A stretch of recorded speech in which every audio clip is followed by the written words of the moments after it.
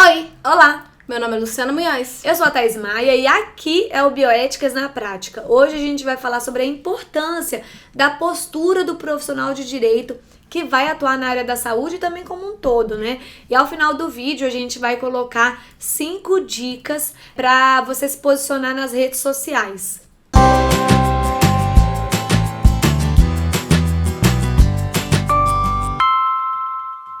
E é interessante a gente já começar aqui falando o porquê que a gente quer falar sobre postura, porque faz muita diferença na área da advocacia a forma como você se porta, a forma como você se apresenta, como você fala, o que você fala. Sim. E o que você veste e como você realmente atua naquela área, Como você né? se porta, né? Eu acho que todo profissional autônomo enfrenta isso, né? Isso é algo que as pessoas, né, que nem a gente comentou num outro vídeo, né? Pensa num médico, você já tem uma figura. Pensa num dentista, você também já tem uma figura. Pensa num advogado, você já tem uma figura também, né, Lu? Isso, e eu acho interessante a gente falar sobre isso porque teve uma polêmica recente, duas polêmicas muito interessantes que levantaram um fato importante que é o que se espera da advocacia, né? Qual a imagem que se espera da advocacia. Você estava falando sobre isso e uma polêmica muito recente que teve foi sobre a saia das advogadas. Teve Sim. Quem atua na área jurídica com certeza viu isso, que teve uma decisão que falava que as saias não poderiam ser 5 centímetros acima do joelho das advogadas. E aí começou a ter um monte de régua em vários fóruns e foi uma coisa assim, meu Deus, mais uma coisa, e né? Super criticado também, né? E aí isso foi interessante porque tem alguns momentos da história da roupa da advocacia e principalmente da mulher advogada que é super contestável e que teve momentos muito próprios. Por exemplo, eu não sei se vocês sabem, no plenário do STF, as mulheres tinham que usar tailleur, né? Que é aquela, a sainha com o blazer e tem uma vestimenta muito específica, né? E a ministra Carmen Lúcia foi de calça. Ninguém ia falar pra ministra que ela não podia estar de calça. E a partir daquele momento, então, mudou-se as regras do STF e passou-se a poder usar calça em qualquer lugar. Então, eu acho interessante ter essa visão principal dessa polêmica e o que a gente tá passando agora, porque quando você imagina um advogado homem, eu acho que é uma praxe, né? O terno, gravata e fechou. Mulher não. Mulher tem uma variedade muito maior e tem que ter também um cuidado muito maior com a roupa e como ela vai se apresentar enquanto advogada. Agora, essa questão da expectativa, quando você... E o vídeo é pra todos, a gente não vai focar nem homem nem mulheres e também não é um vídeo sobre moda, é sobre postura de modo geral. Mas quando você pensa, né, no advogado, na advogada, e você cria uma expectativa, isso é algo que é tão real que teve um dia que eu vi uma palestra de um colega, e um colega bem influente, você não tava, mas eu comentei com você sobre ele. E ele tava falando sobre o início, né, da advocacia, etc e tal, e aí comentou que encontrou um aluno no tribunal e o aluno tava lá todo de terno e tal, e aí ele já chegou pra cumprimentar esse aluno bem feliz, né? Poxa, que legal, você tá aqui no fórum e tal. E o aluno confirmou, pois é, abri uma sociedade, tô aqui, PPP e tal, e aí trocaram umas figurinhas. Passado cerca de alguns meses, acho que menos de um ano, ele tava lá, esse colega que eu tava vendo na palestra, né, contando que foi de novo pro tribunal, e quando viu esse mesmo ex-aluno, só que de calça jeans, no tribunal. Eu te contei isso, você lembra, né? E aí ele já chegou assim, oi, tudo bom, mas o que aconteceu? Ou seja, tudo isso é o quê? É expectativa. Ele já chegou com uma pergunta assim, o que aconteceu? Não tá mais na sociedade? E aí o aluno confirmou. Pois é, professor, não deu certo a sociedade, eu ainda não sei o que eu vou fazer agora, eu vim aqui só pegar uns andamentos e já tô indo embora. Né? Então, essa questão da expectativa, até para nós que somos do meio jurídico, a gente tem, né, essa expectativa de como a pessoa vai se apresentar. E não só, como eu falei, não é só uma questão de vestimenta, mas também se portar, né? Como essa pessoa se coloca, como que essa pessoa, ela fala. Então, acho que um primeiro ponto que a gente queria falar com vocês era justamente isso, né?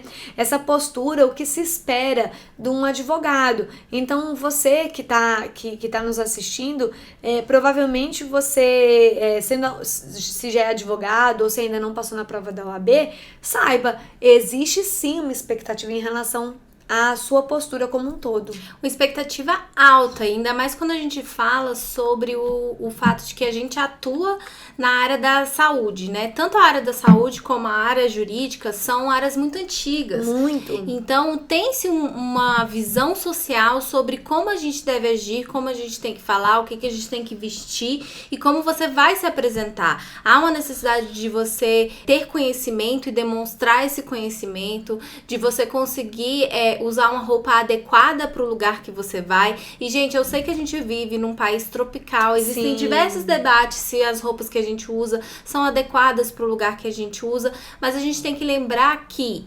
há uma necessidade, sim, de roupas mais formais. Não é fundamental, por exemplo, se você vai estar com escarpão de salto alto ou não, mas é importante, sim, usar roupas mais adequadas para o momento em que você vai, por exemplo, despachar com o juiz. Eu vou ter um expediente só interno no escritório. Eu e a Thaís, por exemplo, a gente combina dias que a gente vai ter só um momento de brainstorming, de revisão do que aconteceu no ano. Internos, aí você tem como usar uma roupa mais tranquila. Mas você entrando dentro do universo em que você vai ser apresentado, que você vai para uma apresentação, que você vai apresentar o seu escritório ou escritório que você trabalha, é necessário sim uma adequação de vestimentas para aquele momento. E lembrando que assim, a gente tá falando de roupa, mas não é só roupa, a postura, é tudo. É como você vai falar, o uso de gírias ou não, a gente já vai entrar na linguagem, né? Mas a gente vai comentar sobre linguagem, mas a postura envolve tudo isso. Até mesmo a forma como você vai expressar suas opiniões às vezes. Então é bom prestar atenção nisso. Não raro, às vezes, você tá num barzinho, final de semana e tudo. E eu já vi, né, em restaurante, foi semana passada até, não comentei com você, foi aniversário de uma das minhas cunhadas, e aí tinha uma mesa grande de várias pessoas, né? E ali eu identifiquei uma colega. E quando eu vi, ela tava assim, batendo na mesa, com muita, como é que eu falo? Muita paixão, defendendo lá um debate envolvendo um tema bem polêmico, e num restaurante frequentado assim, por pessoas bem influentes em Brasília. Então eu fiquei meio assim, gente, mas se outra pessoa aqui que tá vendo sabe quem é, se tem um cliente dela ali, né, vendo, eu fiquei assim, ai meu Deus. A mesma coisa é você encontrar cliente na balada, né? Nossa, você tem vontade de abrir um buraco e se enfiar no buraco. Meu Deus do céu. Então é importante que você tenha sempre um equilíbrio. Eu acho que a palavra-chave é equilíbrio. Você não vai deixar de sair, não vai deixar de defender suas paixões em relação a temas polêmicos de modo algum. Mas o modo como você faz isso, né? Eu acho que não é ser pudico. O que a Thaís tá tentando explicar é o seguinte, não é que você tem que estar 24 horas atento e você tem que ser perfeito 24 horas. Não é isso. Eu acho que é importante você ter um cuidado, e principalmente quando você fala de universo social que foge da advocacia, você ter cuidados em relação a aonde você vai e como você vai se portar. Claro que você pode usar uma calça jeans no final de semana, uma saia, fique à vontade. Ou falar da forma como você quiser. Mas tem que sim, a partir do momento que você decidiu entrar na advocacia, ter um certo cuidado e um resguardo entre vida profissional e vida privada. Isso é muito importante, por quê? Porque você vai ser visto socialmente e tem que ter este cuidado, e principalmente porque você quer fomentar relações que são duradouras, né? E a partir daí você também consegue criar, inclusive, e aqui vão uma dica para principalmente mulheres, uma certa barreira a partir do momento em que você se torna uma profissional muito respeitada, né? Você se tornando uma pessoa muito respeitada, você também não cria uma abertura para comportamentos inadequados da outra parte também, né? Sem contar que você representa o seu cliente, né? Querendo ou não. Então, acho que esse é um ponto que que vale a reflexão, né? Mas como a gente tá falando, sempre com muito equilíbrio, nada rigoroso, até porque tudo que é demais é muito, né? Isso. Mas eu acho que equilíbrio é a palavra-chave. Você pode perceber, a gente nunca aparece nos nossos vídeos, é raro, a gente aparece de blazer, por exemplo, né? A gente aparece de uma forma descontraída, a gente fala de forma descontraída, né? Temos uma relação ótima com os nossos clientes, quase de amizade com alguns, né? Então isso é legal, é importante. Agora, o que a gente tá colocando aqui é justamente isso, pra você só tomar um cuidado, porque as outras pessoas acabam fazendo juízos, né? De valor desnecessários. E aí você cria mais uma barreira pra pular, né, gente? Eu acho que assim... Mais um obstáculo, né? Tente diminuir obstáculos na sua vida, porque já serão muitos. Então, se esse pode ser um obstáculo que você vai evitar, é melhor ainda. E eu acho que falando exatamente de tudo que envolve, é importante a gente falar sobre linguagem. A linguagem jurídica, ela teve uma transformação muito grande. Muito. Na minha faculdade não tinha latim. Não, a minha mãe fez direito e na faculdade da minha mãe teve o latim, né? E quando a gente fala sobre linguagem, isso é importante, não é você falar em latim, gente. Aliás, hoje em dia, grande parte dos juízes odeiam quando o advogado fala latim. Nossa, eu tenho um exemplo ótimo de um professor. Eu tava na faculdade ainda, e aí a gente teve um trabalho que o professor passou, que era pra gente fazer uma análise de um caso, né? E o professor era um juiz. E aí um colega meu, e um juiz mais velho, e aí um colega meu, ele pegou e ele falou, né, pra mim, que ele abriu um dicionário de 1900 e bolinha, e dali ele foi pegando palavras e foi fazendo o texto dele. Nossa! E ele queria muito impressionar esse professor. E aí eu, do meu lado, eu escrevi, fiz a minha análise, né, normal. E aí, a gente, antes de entregar o trabalho, a gente trocou o trabalho pra um ler o do outro, né? Assim, pra ver, olha aí como é que tá meu trabalho. Eu lembro que eu olhei e eu não conseguia entender um parágrafo inteiro. Assim, eu li e eu fiquei assim, nossa, eu não tô conseguindo entender direito o que esse parágrafo tá dizendo. Eu acho que eu preciso estudar mais. E aí ele pegou e falou assim, essa era a minha intenção, quero fazer uma análise única, que se destaque, quero impressionar o professor. Aí eu, então você conseguiu. Você conseguiu. Eu acho que sim, né? Pra mim, eu realmente não tô entendendo nada. E aí a gente entregou. Quando o professor devolveu as notas, esse meu colega tinha tirado acho que foi MM. Nossa! E ele queria tirar SS, tipo SS+, ele queria, eu acho. E ele ficou muito frustrado. E veio um comentário. Atualize a sua forma de escrever, o direito deve ser acessível. Uma coisa assim, que o professor escreveu. Aí eu fiquei assim, meu Deus do céu.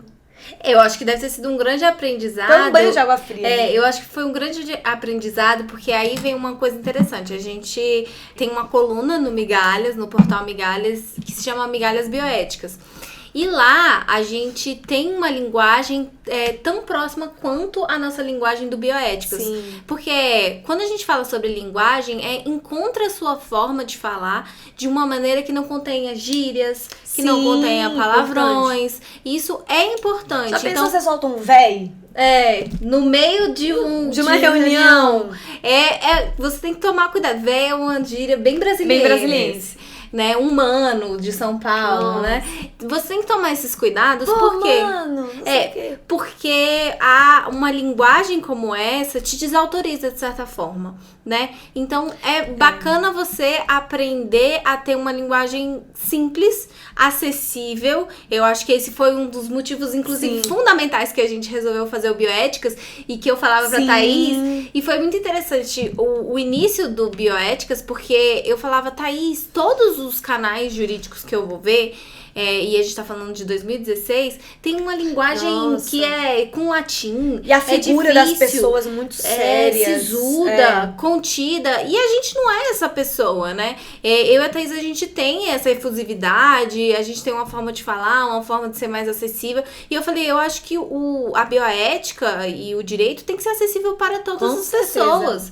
Então a gente vai falar da nossa forma, a gente vai falar da forma que as pessoas realmente compreendam. E isso foi foi muito importante para o nosso desenvolvimento, porque hoje em dia, como eu falo com vocês, é inclusive como eu vou despachar com o juiz. Sim. Né? É como eu vou me apresentar para um cliente. Claro que você às vezes usa o C, né? Uma redução, e quando você vai, por exemplo, falar numa audiência, você tem que tomar um cuidado maior. Ou às vezes você fala um pouco menos também, né? Porque no canal a gente gosta de trazer muita informação, mas tem situações que você vai ver que falar menos vai ser melhor, né? Isso. Dependendo. Então, isso é importante, sem perder a objetividade, claro, né? Você passar a mensagem de uma forma acessível, sem perder a formalidade que o direito tem, né? Respeitando as regras que existem, mas também sem ser uma coisa que afaste totalmente, ou seja, que as pessoas elas precisam realmente entender, né? E a gente escreve, outro dia mesmo, uma gestora de uma clínica que é nossa cliente, comentou comigo que eles foram colocar para rodar um contrato que nós tínhamos confeccionado. Imagina, já era assim, o contrato já tinha sido feito, revisado, já estava certinho, e um contrato para ser assinado por pacientes. Então, aí a gente ainda vai falar sobre isso, né? A questão disso na saúde. Então, aí sim que tem que ser compreensível mesmo. E aí, uma das enfermeiras da clínica olhou e falou assim com a gestora: ah, nossa, o contrato tá ótimo e tal, só que tem uma cláusula aqui que tem uma expressão que eu não entendi. Aí a gestora, deixa eu ver. Aí foi, olhou, também não entendi. Vou ter que falar com a Thaís pra ver se eu entendo o que é essa cláusula. Então, mesmo a gente tomando esse cuidado, a pessoa na ponta, ela ainda pode sentir essa dificuldade. E essa questão da postura e do linguajar na área da saúde ganha relevância, porque na área da saúde, como a gente comentou, quando você vai encontrar, vamos supor, um paciente acamado te liga, você já tem uma expectativa de como ele vai estar, né? Mas ele também vai receber o advogado dele. Ele tem uma expectativa de como você vai estar, né? Como você vai se apresentar. Da mesma forma, um gestor de plano de saúde que queira te contratar, um gestor de uma clínica, de um hospital, ele tem uma expectativa ali. Então é interessante que a sua primeira apresentação, né, que é como você vai chegar e tal, como você vai cumprimentá-lo, que isso esteja condizente. Agora, na área da saúde, essa questão de como você vai passar o conhecimento, principalmente aí, além dos gestores, mas os pacientes, eles precisam muito compreender o que está sendo falado. Você não precisa sair explicando tese jurídica e porque o que é ipsis literis, o que é, né, per se. Você só mesmo explicar o que o artigo diz, por que você optou por esse caminho. Mas doutor, não ia ser um mandado de segurança, né? A gente já viu muitos casos na área de saúde que é muito melhor você entrar com uma ação ordinária, porque você vai ter mais melhor meios para prova, né? Isso. Enquanto que o mandado de segurança vai admitir a prova pré-constituída. Então, você tem como explicar isso de um jeitinho que o paciente entenda, que o profissional, o fisioterapeuta, que o gestor, ele entenda também, né? E por outro lado, é interessante que quem quer atuar na área da saúde tenha uma familiaridade com os jargões da área da saúde. Assim como a gente fala, olha, cuidado com os jargões da área do direito, por outro lado, é interessante você tentar se familiarizar um pouco com os jargões da área da saúde. Sim. Acho que uma das coisas que eles mais amam é sigla. É uma coisa impressionante. Eu acho sigla que não existe uma área que mais ama sigla do que a saúde, né? É UTI neonatal, tudo deles tem siglas. E os exames, todos os exames. E você se familiarizando facilita muito a sua atuação, porque aquela pessoa se sente, inclusive, mais compreendida. Sim. Claro que você não tem que saber de tudo, e é interessante você, sim, sempre perguntar pro seu cliente, olha, não consegui entender direito o que é isso, mas é bacana, e aí vem uma coisa que a gente, inclusive, falou num vídeo passado, de dicas pra vocês também, é você ser curioso. A partir do momento que você começa a ler muito sobre o assunto e você vai atrás, você começa a se familiarizar cada vez mais sobre esse universo da saúde. E aí começa a se tornar mais fácil você começar a compreender realmente o que eles estão dizendo, o que aquilo ali significa. E, inclusive, inclusive para traduzir, porque é uma função fundamental de quem atua na área da saúde, você pegar todo aquele jargão da saúde e traduzir para o juiz, porque o juiz também não sabe. Então, por isso a importância do que a gente está colocando aqui, dessa postura e da sua linguagem, porque o juiz ele não vai saber. Então, você vai ter que pegar tudo isso que você está trazendo, primeiro que você vai ter que estudar pra caramba, e depois você vai ter que levar isso para que o juiz entenda, ou para que uma outra parte, vamos supor, numa estruturação de acordo, que ela entenda também o que está sendo colocado, né? Agora, um ponto fundamental que eu acho importante trazer para vocês e que tem muito a ver com esse universo que a gente se insere é o universo digital. As redes sociais, elas hoje em dia têm uma função muito distinta do motivo pelo qual elas foram criadas e tem uma relevância na sua atuação profissional como um todo. Então, esse é um cuidado excepcional que vocês têm que ter, o que vocês vão postar nas redes sociais de vocês. Eu lembro muito que eu saí de férias, consegui aquele momento glorioso da vida que é férias, e fui pra o Rio Quente. Aqui perto de Brasília tem o Rio Quente, inclusive se você não conhece, recomendo ir lá, porque tem as águas termais e é delicioso, dá pra descansar. E eu queria tirar fotos.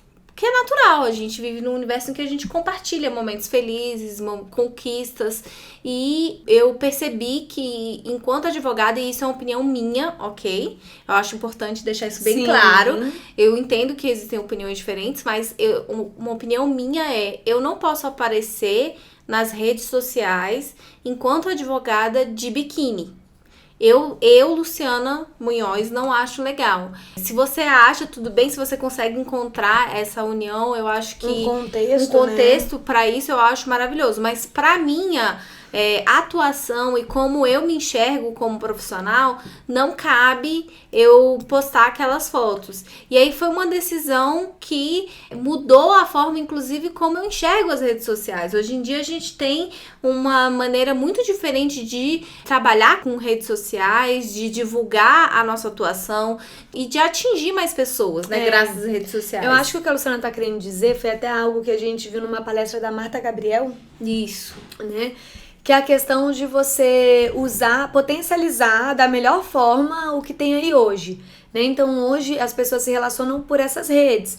Quando você coloca, ela usou como falou da foto de biquíni, mas tem vários outros, tem muitos exemplos que a gente pode citar aqui, que postagens assim podem acabar causando ruído para quem você quer que te conheça, né? Então, querendo ou não, a pessoa, aquele tipo de conteúdo vai causar alguma impressão, ou não, né? Mas, em geral, pode causar alguma impressão, e aí você tem que pensar, essa é a impressão que eu quero que cause? Se sim, ótimo, vai lá. Se não, repense. A gente tem hoje, né, as redes sociais como uma ferramenta poderosíssima que há cerca de 7 anos atrás não existia, não era dessa forma.